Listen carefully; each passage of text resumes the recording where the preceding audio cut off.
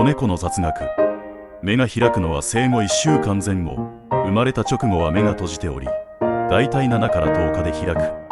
最初は青い目をしている。ほとんどの子猫は生まれた時青い目をしており、成長とともに本来の目の色に変わる。ゴロゴロ音は生後数日で出せる。母猫と安心感を伝え合うために、生後すぐからゴロゴロと喉を鳴らせる。離乳は生後3から4週頃から、ミルクだけでなく、柔らかいフードを食べ始めるのはこの頃。社会性は生後2から7週がかり。この時期に人や他の動物と触れ合うと、人懐っこい性格になりやすい。